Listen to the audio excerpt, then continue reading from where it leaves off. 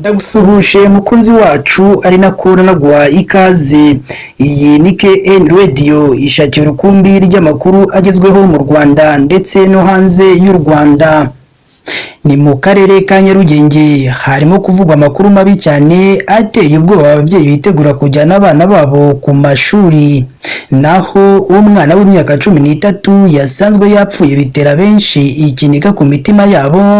Mbese iyi nkuru y'incamugongo yumvikanye muri aka karere yaba yatewe n'iki cyatumye uyu mwana bamusanga yapfuye urupfu rubabaje? Mbese abaturage baba batangaje iki? Ese ubuyobozi bwaba bwatangaje iki nyuma yo gusanga uwo mwana yashizemo umwuka? Ababyeyi batandukanye bakomeje kugira ubwoba bukomeye bishingiye ku cyaba cyahitanye uyu mwana w'umuhungu.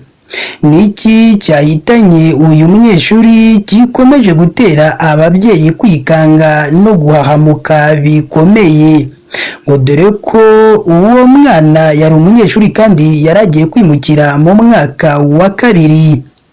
Ibi byose ni ibikubiye mu makuru twaguteguriye uyu munsi. Icyo tugusaba ni uko wadutera inkunga uyu munsi ukareba munsi y'iyi nkuru urabona ijambo subscribe cyangwa sabone, utukandaho n'akazugira kazana ko uhita ugakandaho. Icyo gihe uzaba ushimangiye yuko ugiye kujya uba uwa mbere mu kubona amakuru meza ya KN Radio tugenda tubagezaho umunsi ku wundi. Reka twitse gatoya ubundi tuze tukuvira imuzi n'imuzingo iby'uru rupfu rwateye ababyeyi benshi kwikanga no kugira ubwoba. Reka nongere mbaye ikaze bakunzi ba KN Radio aho tubagezaho amakuru aba arimo aragenda avugirwa mu gihugu cy'u Rwanda ndetse no hanze y'igihugu cy'u Rwanda. Ni inkuru mbi cyane yumvikanye mu karere ka Nyarugenge aho umwana w'imyaka 13 yapfuye urupfu rw'amayobera ndetse agapfa bitunguranye cyane. Icyababaje benshi na n'ubu nuko ababyeyi benshi barimo kwitegura kujyana abana babo ku mashuri kuko bazatangira kuri uyu wa mbere tariki ya 9 Nzeri 2024. Iyi nkuru mbi cyane yumvikanye muri aka karere ka Nyarugenge yabaye ku gicamunsi cyo kuri uyu wa 2 tariki ya 3 Nzeri 2024 nibwo muri ruhurura izwi nk'amazi itandukanye umurenge wa Gitega n'uwa Kimisagara hasanzwemo umurambo w'umwana w'umuhungu bikekwa ko yishwe n'amazi anyura muri izo ruhurura z'aho ngaho. Amakuru y'urupfu rwa nyakwigendera witwaga Muhirwa Dani w'imyaka 13 y'amavuko yamenyekanye ubwo abandi bana batabashije kumenyekana bagiye kogera muri iyo ruhurura izwi nk'amazi maze bamukandagiraho aho yari hasi mu isayo, maze babona umurambo we urazamutse bahita batabaza nyuma yo kubona ko ari umuntu witabye Imana. Maze abo bana bamaze gutabaza inzego zitandukanye zahise ziza zihutira kuza kureba ibyo uwo muntu yaba yarazize.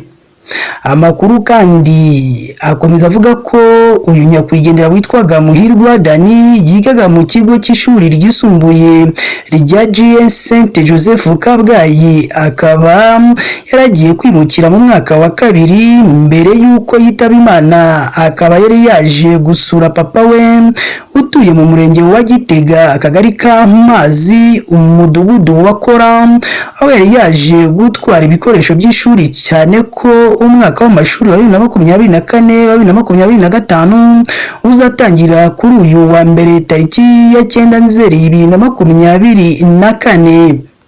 Umurambo kandi wa nyakwigendera wahise ujyanwa ku buruhukiro bw'ibitaro bya CHUK kugira ngo ugende ukorerwe isuzuma n'abaganga kugira ngo haze kuza kumenyekana icyaba cyishe uyu muziranenge. Ababyeyi b'uyu mwana bababajwe bikomeye no kubura umwana wabo ngo dore ko nabo kubyakira byabagoye. Gusa bamwe mu baturage bavuga ko harimo n'uburangare bw'ababyeyi be, kuko gutuma umwana nk'uriya ufite iriya myaka ukamutuma wenyine akajya mu muhanda ntabwo ari ibintu bisobanutse, ngo gusa bisigiye abandi babyeyi isomo rikomeye.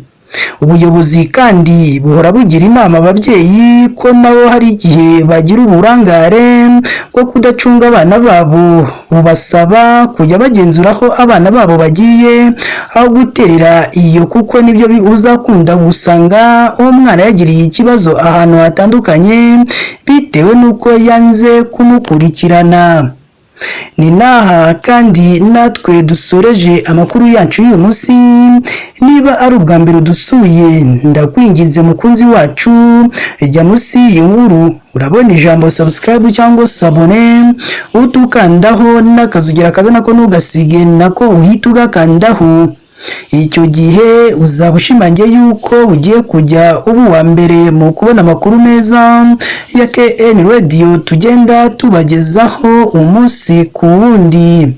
Si ibyo gusa kandi ugomba no kujya ahatangirwa ibitekerezo ukaduha igitekerezo cyawe, haba ari igishima ibyo dukora ndetse n'ikitugira inama y'ibyo twazahinduramo mu makuru yacu tugenda tubagezaho umunsi ku wundi, kugira ngo ubutaha tuzabagezeho amakuru meza utasanga ahandi.